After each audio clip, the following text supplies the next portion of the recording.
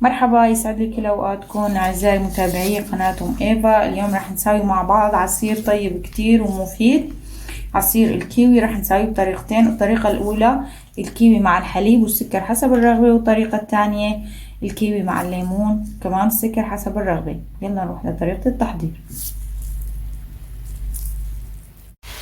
اول خطوة بنبلش تقشير الكيوي.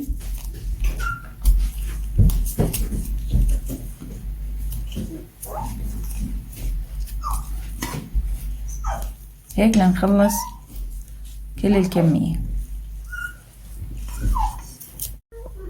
وهيك خلصنا من تقشير الكيوي. راح نبلش نقطعها.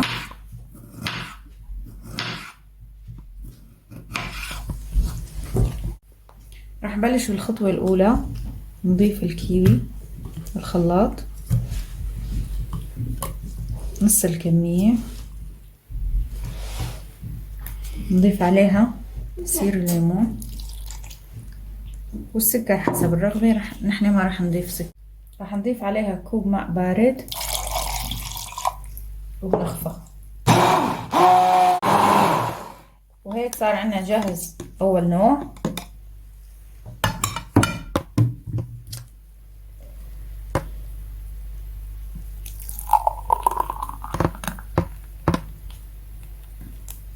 راح نبلش بتحضير النوع الثاني.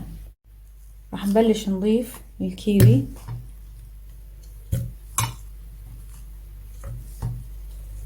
ونضيف الحليب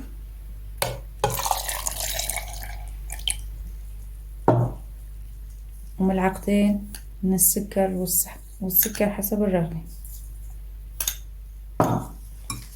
ونبلش نخلط.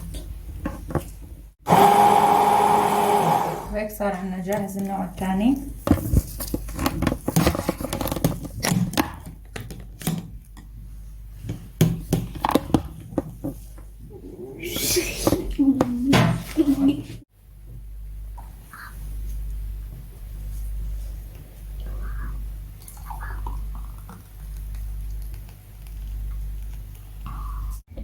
وهيك صار عنا العصير جاهز. ان شاء الله ينال اعجابكم. لا تنسوا تعملوا لايك وشير للقناة.